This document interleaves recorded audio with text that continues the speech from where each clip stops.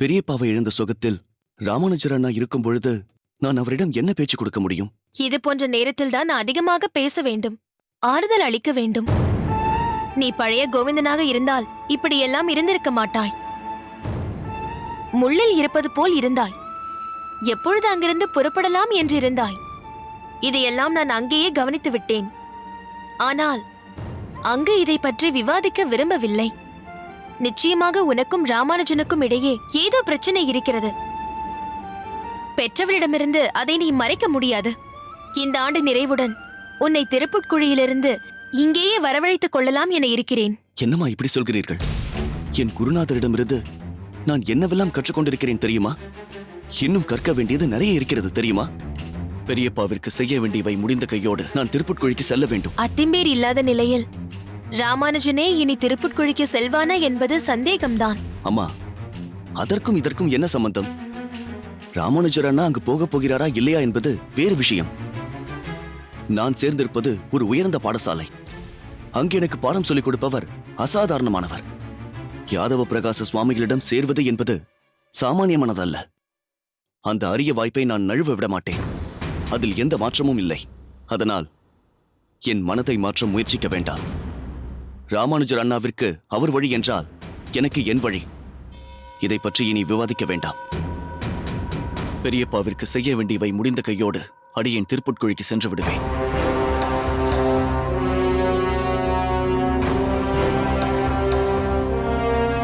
என்ன சுவாமி இவன் ஏதேதோ பேசிவிட்டு போகிறான்? பேசட்டும் பேசட்டும். நீ சொன்னது போல் இவனிடம் ஏதோ ஒரு பெரிய மாற்றம் ஏற்பட்டுள்ளது.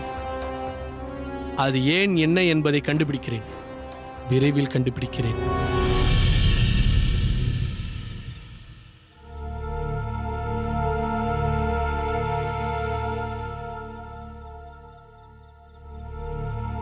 வரும் உற்சவத்திற்கு தேவையான பொருட்களை பொன்னுச்சாமியின் பண்ணையிலிருந்து பெற்றுக்கொள்ளுங்கள்.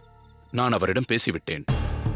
ஆனால் நாம் பொதுவாக ராமசாமியின் பண்ணையிலிருந்து தானே அங்கு சென்றுவிடக்கூடாது என்பதால்தான் இப்பொழுதே சொல்கிறேன். மேலும் பொருட்களுக்கான மொத்த தொகையையும் கொடுக்க தேவையில்லை. வாங்கி வந்து அவை எல்லாம் நன்றாக இருக்கிறதா என்று பார்த்துவிட்டு தளிகை செய்த பின் மீதி தொகையை கொடுக்கலாம். ஆனால் நாம் எப்போதும் மொத்த தொகையையும் முன்னதாகவே கொடுப்பதுதான் வழக்கம். அந்த வழக்கம் இப்பொழுது மாறிவிட்டது. இனி அப்படி நடக்காது. வழக்கத்தை மாற்றுவதுதானே உம் வேலை. என்ன நரசிம்மா, மனதில் ஏதோ வைத்துக் கொண்டு பேசுவது போல் தெரிகிறது? வெளிப்படையாகவே சொல்கிறேன். நீர் இங்கு வந்த நாளிலிருந்து நாங்கள் அனைவரும் சந்தோஷத்தை இழந்தோம். என்ன நரசிம்மா, ஏன் இப்படி பேசுகிறாய்? உண்மையைத்தான் சொல்கிறேன். ஊதியம்தான் எங்கள் வாழ்வாதாரம். எஜமானர் அன்புடனும் ஆசையுடனும் அள்ளி கொடுக்கிறாரே, அந்த உதவித்தொகை அதுதான் எங்கள் ஜீவாதாரம். ஒரு அவசரம் ஆபத்து என்னும் பொழுது அந்த உதவித்தொகை தான் எங்களுக்கு கை கொடுக்கிறது. அந்த உதவித்தொகையை கொடுக்க வேண்டாம் என்று சொல்கிறார் இந்த நாளூரான். என்ன நரசிம்மா, என்ன சொல்கிறாய்? உதவித்தொகையை நாளூரான் நிறுத்த சொல்லியிருக்கிறாரா? உங்களுக்கெல்லாம் தெரியாது. இந்த நாளூரான் வந்த பிறகு உள்ளே என்னவெல்லாமோ நடக்கிறது. சொல்வார்களே, சாமி வரங்கொடுத்தாலும் பூசாரி தடுத்து விடுவார் என்று.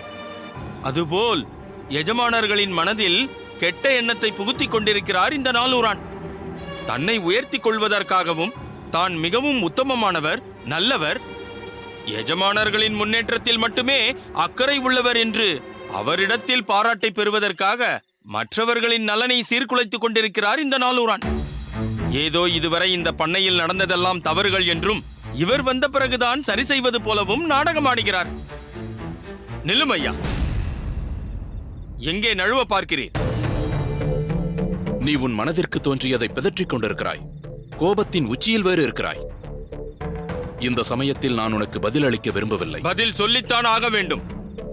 நாளை நான் எஜமானரிடம் சென்று நாளூரானுக்கு கொடுக்கும் ஊதியம் அதிகமானது என்று அதை குறைத்து விடுங்கள், மற்ற சலுகைகளையும் தவிர்த்து விடுங்கள் என்று சொன்னால் உமக்கு எப்படி இருக்கும்? கோபம் வருமா வராதா? அவரவருக்கு வந்தால்தான் தெரியும். செய்ய வந்த வேலையை மட்டும் நீர் செய்தால் போதும். உங்களுடைய சுய லாபத்திற்காக, உங்களுடைய ஆலோசனைக்கு எஜமானரிடமிருந்து என்ன பதில் கிடைத்தது என்று உமக்கே தெரியும். மூக்கு உடைபட்டதல்லவா? ஊழியர்கள் விஷயத்தில் இனியும் நீர் தலையிடாதீர். உங்கள் விகல்பமான விகாரமான மனதை உங்களிடமே வைத்துக் கொள்ளுங்கள். உன்னுடைய அறிவுரை எனக்கு தேவையில்லை. நான் எதற்காக வந்திருக்கிறேன், யாருக்காக வந்திருக்கிறேன், என் பொறுப்பு என்ன, கடமை என்ன, நான் என்ன செய்ய வேண்டும் என்பதெல்லாம் எனக்கு நன்றாக தெரியும். உன்னுடைய உபதேசத்தையும் பிரசங்கத்தையும் கேட்க வேண்டிய அவசியம் எனக்கில்லை. நிறுத்தும் ஐயா. அடுத்தவர் வயிற்றில் அடித்து பெயர் வாங்க பார்க்கிறீரே, வெட்கமாக இல்லை? நரசிம்மா, என்ன மேலே மேலே பேசிக் கொண்டு போகிறாய்? நான் ஏதோ நினைத்து செய்தால் அதை நீ திரித்து பேசுகிறாய். இதற்கு மேல் நான் உன்னுடன் பேச தயாராக இல்லை. நில். ஏன் தயாராக இல்லை? உண்மை கசக்கிறதோ? விட்டால் போதும் என்று ஓடுகிறாயோ? என்ன ஒருமையில் பேசுகிறாய்? உனக்கு இந்த மரியாதையே போதும்.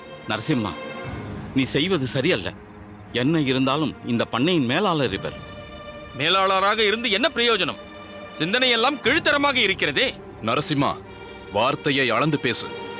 நான் நினைத்தால் உன்னை இந்த பண்ணையை விட்டே துரத்தி விடுவேன். நான் நினைத்தால் உன்னை இந்த ஊரை விட்டே விரட்டி அடிக்க முடியும். மீண்டும் சதுர்வேதி மங்கலத்திற்கே நீ போக வேண்டியிருக்கும். நரசிம்மா, மரியாதையாக பேசு. இதற்கு மேல் உனக்கு என்னடா மரியாதை வேண்டி கிடக்கிறது? நரசிம்மா! நாலூரான், சொல்வதை கேளுங்கள்.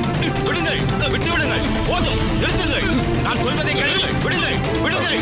நரசிம்மா, நிறுத்துங்கள்.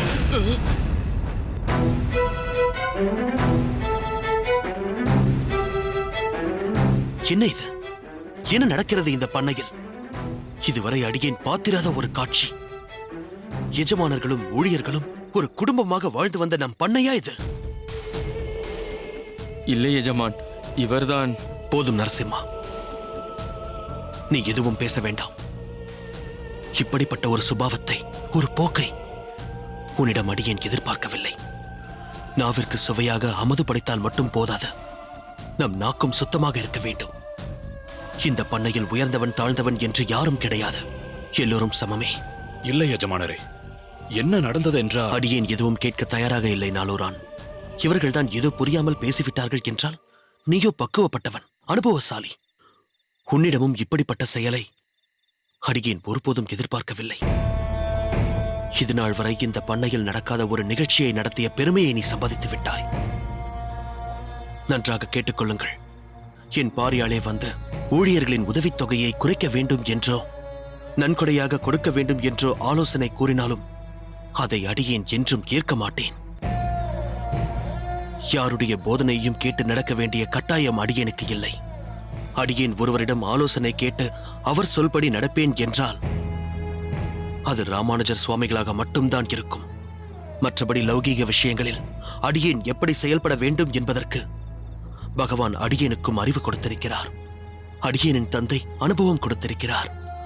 அதைத்தான் அடியேன் கடைபிடித்துக் கொண்டிருக்கிறேன். சுவாமி, என்னை க்ஷமித்து விடுங்கள். ஏதோ சற்று உணர்ச்சி வசப்பட்டு விட்டேன். இல்லை எஜமான், தவறு என் மீதுதான். நான் தான் இவரை வலிய வம்பிற்கு இழுத்தேன். என் மனதில் இருந்த இறுக்கத்தை வெளிப்படுத்தி விட்டேன். ஆனால் அது உங்கள் மனதை இந்த அளவிற்கு புண்படுத்தும் என்று எதிர்பார்க்கவில்லை. ஆனால் உங்கள் மீது சத்தியமாக சொல்கிறேன், இனி இப்படிப்பட்ட ஒரு தவறு நடக்காது. எல்லோரும் நாங்கள் ஒற்றுமையாக இருப்போம். நாளூரான், என்னை மன்னித்து விடுங்கள். தவறு இருவர் மீதும் தான். உன் கோபத்தை தூண்டுவதற்கு நான் காரணகர்த்தாவாக இருந்து விட்டேன். என்னை மன்னித்து விடுங்கள் எஜமான். நீங்கள் மன்னிப்பு கோர வேண்டும் என்பதற்காக அடியேன் உங்களை கடிந்து கொள்ளவில்லை. பண்ணையில் என்றும் ஒற்றுமை குலைந்துவிடக் கூடாது என்பதைதான் வலியுறுத்தினேன். நரசிம்மா, உங்கள் எல்லோரையும் அடியேனின் சொந்த பந்தங்களாக தான் பார்க்கிறேன். நீங்கள் எல்லோரும் ஒற்றுமையாக சந்தோஷமாக இருந்தால்தான் நாங்கள் சந்தோஷமாக இருக்க முடியும். அதை மனதில் வைத்துக்கொண்டு நடந்து கொள்ளுங்கள். உனக்கு ஏதாவது தேவை இருந்தால் அடியேனிடம் நேரடியாக வந்து தெரிவிக்கலாம். புரிந்ததா? இனி இது போன்ற ஒரு சம்பவம் ஒருபோதும் இந்த பண்ணையில் நிகழக்கூடாது. இல்லை எஜமான், இனி அப்படி எதுவும் நடக்காது. அதற்கு நான் உத்தரவாதம் அளிக்கிறேன். சரி, நேரமாகிவிட்டது. நீங்கள் செல்லுங்கள்.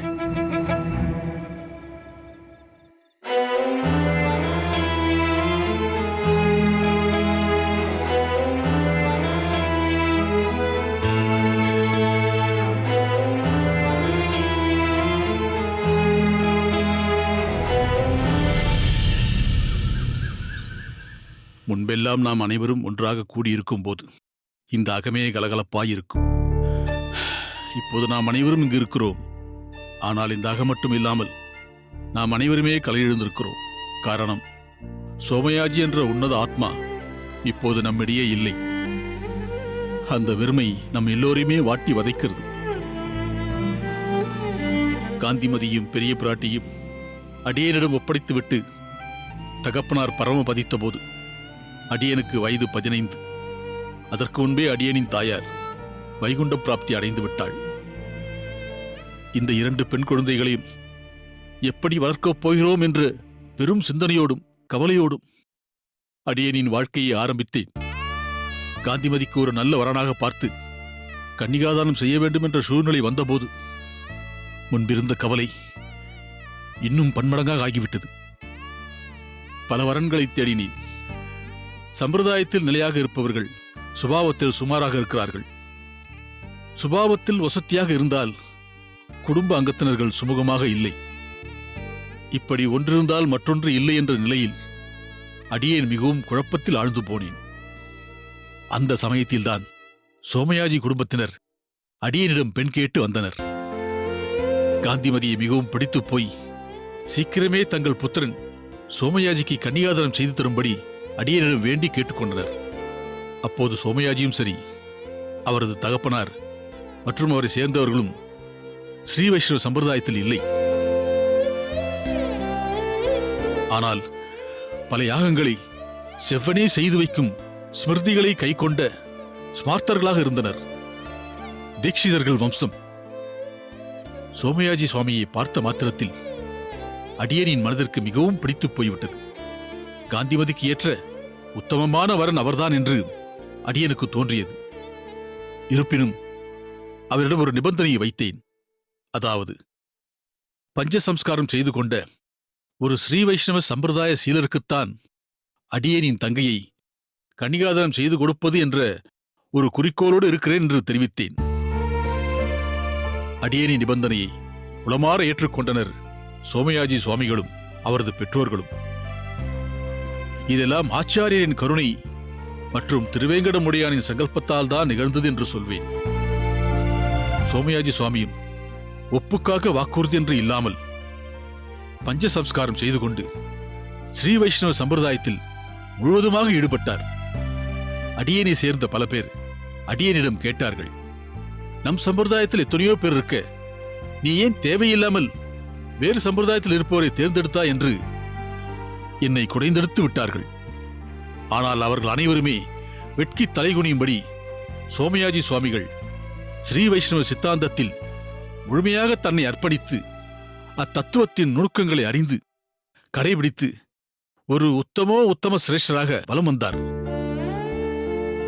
பஞ்சசம்ஸ்காரம் மூலம் ஓர் ஆச்சாரியரின் அனுகிரகம் கிடைத்த மாத்திரத்தில் சோமயாஜியின் பக்தி பாவம் மேலும் உயர்ந்து விட்டது.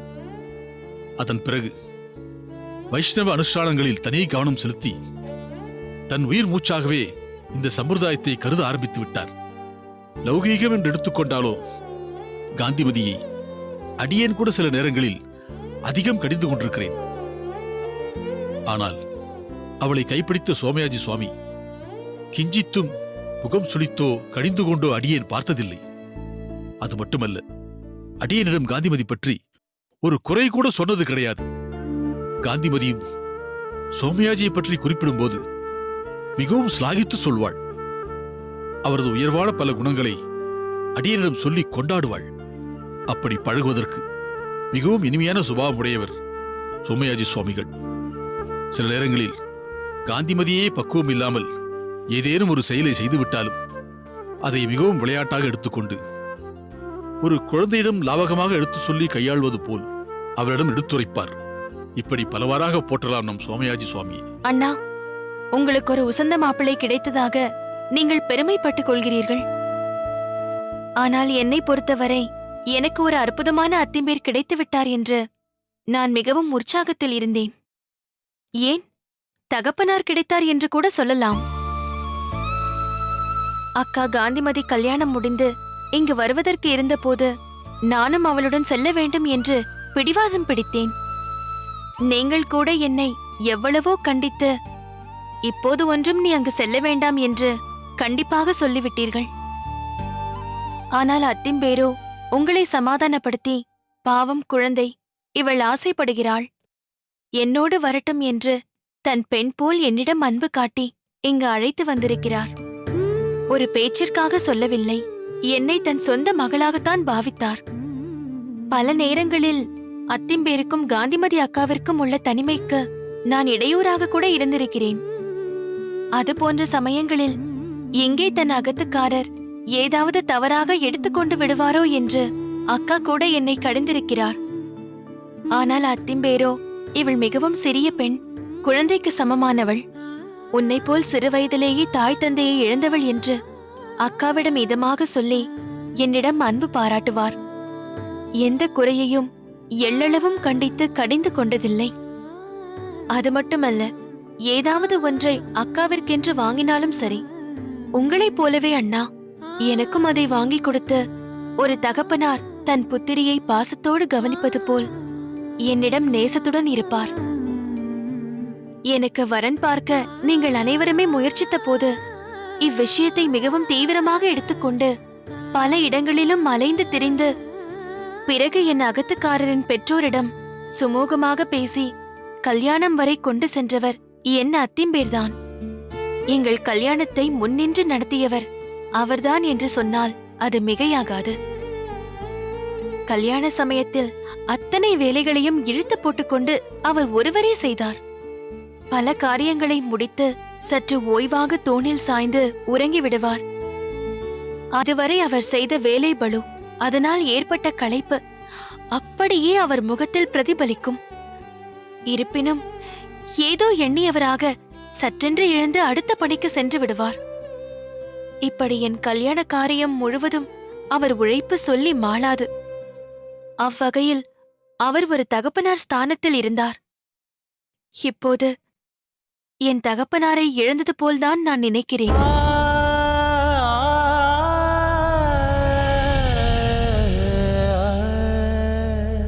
உள்ளுக்குள் கவலைகள் குடிகொண்டிருந்தாலும் அதை மற்றவர்களிடம் வெளிக்காட்டாத உன் பக்குவம் அடியேனுக்கு பெரும் நிம்மதியை தருகிறதம்மா. இதுவே அடியேனுக்கு போதுமம்மா.